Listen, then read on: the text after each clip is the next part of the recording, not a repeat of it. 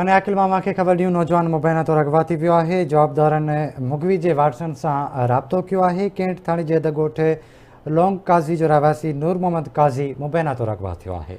अहम ख़बर खां आगाह कयूं पिया। कैंट थाणे जे हद ॻोठ लोंग काज़ी जो रहवासी नूर मोहम्मद काज़ी मुबैना तौरु अगवा थी वियो आहे। असांजे नौजवान खे अगवा कयो वियो आहे। जवाबदारनि फ़ोन ते राब्तो बि कयो आहे। वारसनि जो इहो चवणु आहे। अव्हांखे अहम ख़बर ॾियूं पिया। पनो आकिल भरिसां नौजवान मुबैना तौरु अगवा थी वियो आहे।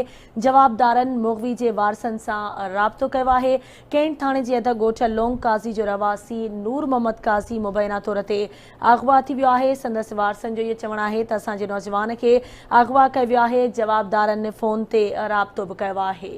अहम ख़बर आहे तव्हांखे ॾियूं पिया। पने आकिल भरिसां नौजवान मुबैना तौरु अगवा थी वियो आहे। जवाबदारनि पारां मुगवी जे वारसनि सां राब्तो कयो वियो। कैंट थाणे जी हद ॻोठ लोंग काज़ी जो रहवासी नौजवान नूर मोहम्मद काज़ी मुबैना तौरु अगवा थी वियो आहे।